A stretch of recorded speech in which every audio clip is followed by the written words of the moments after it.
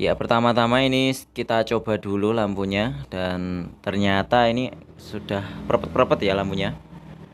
Kita matikan cahayanya dan ini terlihat dia semacam bleret ya. Kemudian coba kita bongkar isinya seperti apa. Ya, kita bongkarnya seperti itu.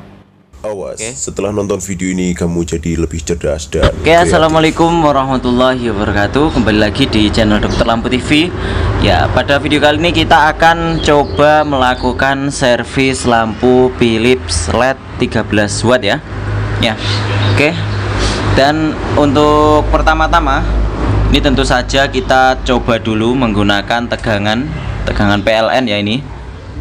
Dan terlihat di dalam video dia dalam kondisi kedip-kedip. Nah, ini lebih jelas lagi karena saya mematikan dari penerangan dari video ini, karena dia memang sudah bleret ya, sudah tidak terang lagi. Nah, sehingga dia cuma kedip-kedip.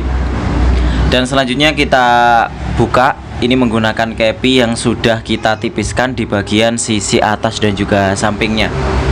Nah, dan setelah kita buka ini sudah terlihat ya di bagian chip LED-nya itu. Kita harus fokus ke situ karena komponen inti dari LED ini salah satunya adalah chip LED-nya. Kalau tidak ada chip LED-nya ya nggak bisa nyala. Nah, oke. Ini sangat banyak sekali chip LED-nya. Nah, tentu saja nanti kita akan membahas lebih detail. Dan di sini terlihat chip LED itu dalam kondisi dia banyak yang berwarna coklat ya. Tidak ada yang berwarna hitam terbakar, tidak ada. Jadi dia cuma berwarna coklat. Nah, ini juga penting sekali untuk servisnya. Ini kita harus mengetahui beberapa kerusakan LED dan juga ciri-ciri kerusakannya. Dan di sini terlihat ada 4 chip yang tidak menyala ya. Dan untuk komponen chip LED-nya ini dia formasinya adalah paralel ya.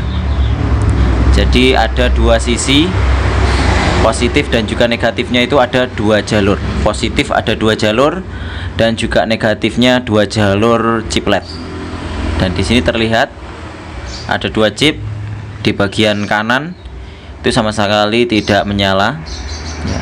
Chip nomor 29 dan juga 27 ya, kita perhatikan. Nah,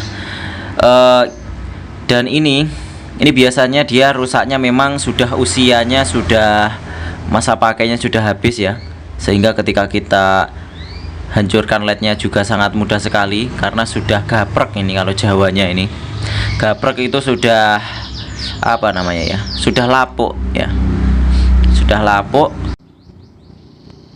sehingga memerlukan penggantian. Ini penggantian, kita ganti menggunakan chip LED yang masih fresh ya, kita ganti semuanya nanti. Dan untuk ciri-ciri dari driver yang masih normal itu biasanya chip LED-nya ini dia matinya memang mati karena usia ya. Mati karena usia itu ciri-cirinya seperti ini. Jadi dia tidak ada yang terbakar ya. Jadi matinya memang karena dia putus secara alami ya, karena memang masa pakainya sudah habis.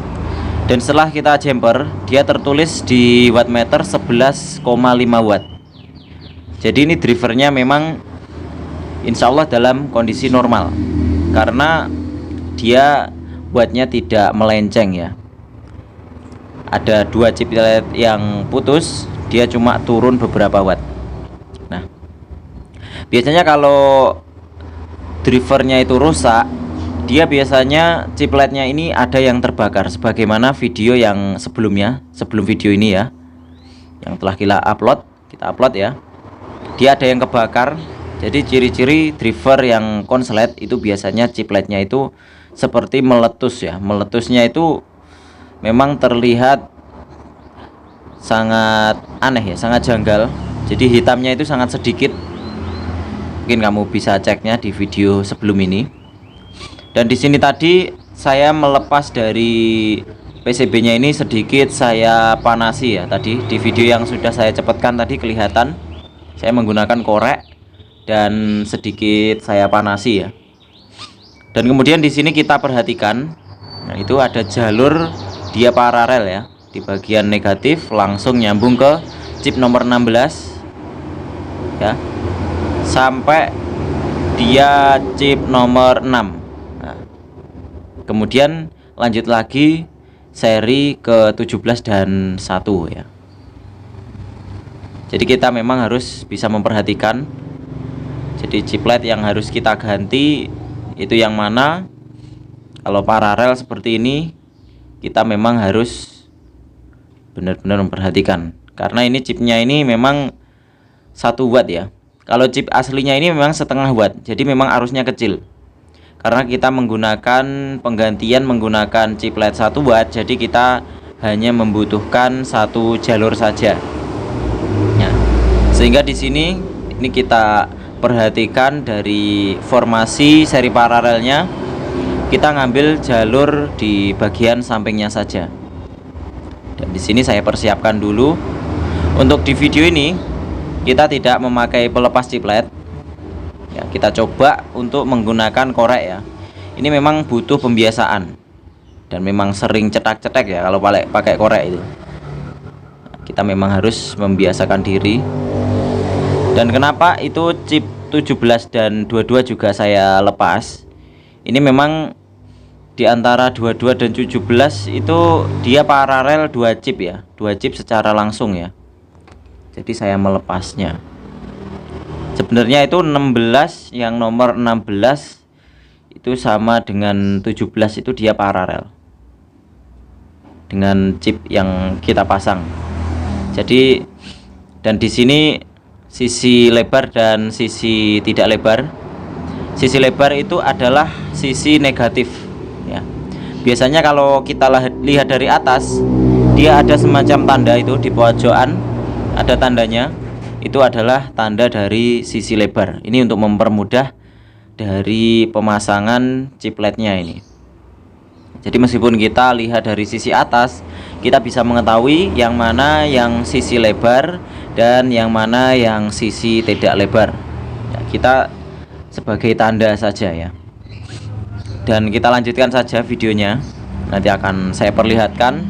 Memang ada paralelnya yang memang belum saya lepas di sini. Karena ada 2 chip yang langsung paralel dalam 1 jalur ya. Oke, di sini kita tes. Nah, ya nggak nyala ya. Nah, nggak nyala dikarenakan ini dia ada yang paralel 1 dia di bagian salah satu chipnya. Nanti kita putus saja di bagian paralelnya. Oke, di sini terlihat ya.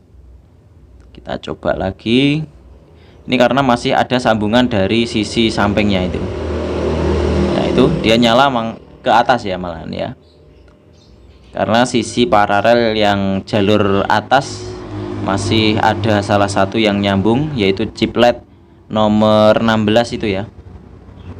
Sehingga kita harus melepasnya ya. Tadi memang saya lepas yang nomor 22 dan 17 ternyata masih salah.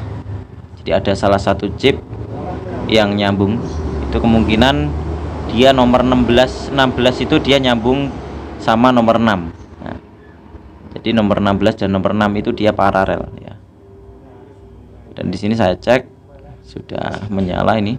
Ini masih saya cari-cari ya, karena memang jalurnya ini tidak begitu kelihatan ya. Setelah kita cek jalurnya yang mana yang masih nyambung, ternyata kita temukan di bagian ini yang nomor 16 ini. Nah, sehingga setelah kita lepas di bagian yang nomor 16 kita putuskan, dia bisa menyala langsung ke bawah ya, ke serial yang telah kita pasang tadi.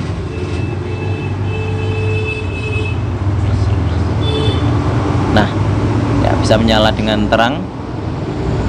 Dan ini untuk penggantian chip ini dia lebih hemat biaya servis ya, biaya komponen juga lebih hemat. Ini mungkin kisaran biaya sekitar 3.000-an lah ini untuk penggantiannya ini. Dan di sini saya tester chip LED tadi menggunakan ini bohlam 5 watt. Ini tester LED yang bisa kamu lihat cara pembuatannya pada video sebelumnya ya. Itu ada videonya cara membuat tester chip LED-nya. Nanti bisa kamu bikin. Nah. Oke. Nah, selanjutnya adalah kita siapkan di bagian casing. Dan ini di casingnya ini ada semacam silikon bawaan pabrik. Ini memang harus kita bersihkan. Jadi jangan dipakai lagi ya silikon yang sudah kering ini. Ini kita bersihkan sampai bersih. Terserah cara membersihkannya gimana. Intinya sampai bersih. Dan di sini saya menggunakan pasta ya. Thermal pasta ini dia tidak bisa mengering. Memang dia seperti itu. Ini tujuannya untuk mentransfer panas dari PCB ke heatsink. Ini supaya lebih maksimal. Karena di bagian thermal pasta itu, di bagian basahnya itu dia memang kandungannya harus selalu basah. Memang untuk transfer panas dari PCB dan drivernya ini. Tinggal kita luruskan positif dan juga negatifnya. Untuk positif biasanya ada tulisannya di bagian driver, ada positif dan juga negatif. Dan selanjutnya adalah tinggal kita skrup di bagian samping-sampingnya. Ini usahakan jangan terlalu memaksakan skrup ya, karena ini rawan dol ini. Karena bahannya kan aluminium, di bagian bawahnya itu aluminium. Jadi aluminium itu tidak seperti besi yang mengandung baja. Jadi kita memang harus kita arah-arah itu. Kalau dirasa sudah rekat, nah, kita sudahi. Dan di sini kita cek, kita nyalakan. Dan sudah bisa menyala dengan normal ya. Kemudian selanjutnya ini kita pasangkan juga di bagian tutupnya. Kalau biasanya saya lemnya itu menggunakan lem silikon ini, lem silikon grease. Ini bisa juga kita gunakan untuk lem casing ya. Biasanya saya menggunakan cuma beberapa titik, karena kalau kita fullkan keliling nanti boros lem nanti. Yang penting sudah ada yang menempel. Dan nanti setelah keras dia akan kuat ya. Nah ya, selanjutnya kita coba. Ini sangat terang sekali ya, kita lihat di sini sangat terang.